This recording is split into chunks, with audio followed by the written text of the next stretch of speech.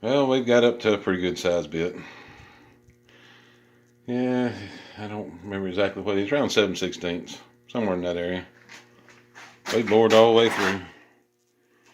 Now it's time to go to a bigger bit, and we're going to have to change the gear range. I bumped it down a notch on the belt, and I think it's time to go to low range because next few bits are going to be good size. And I thought I'd show you how you get this thing in low range. I got to move a few more things here.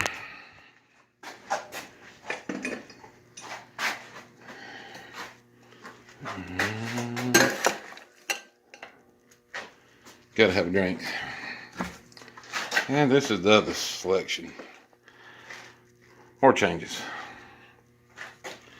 But to get this thing in the low range, I have to release the belt.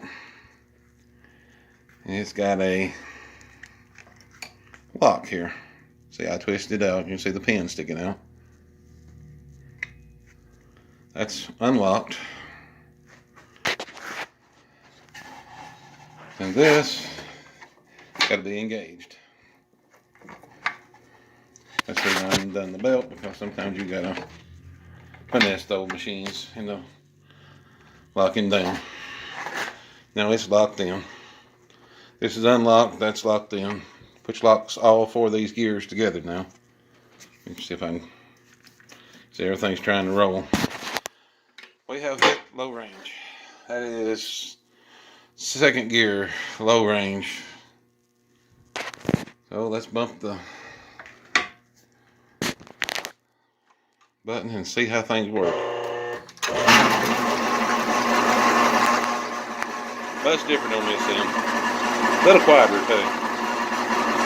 This makes so much noise, that's really nice. I usually just do a voiceover. As you can see, they go out of steps to running an old machine or even a new one.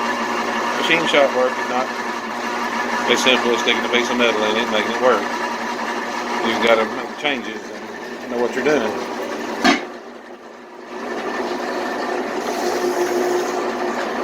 Nice and quiet now. I've got to change bits. We're going up to about a 1/2 inch bit. And we're going to start the old boring process again.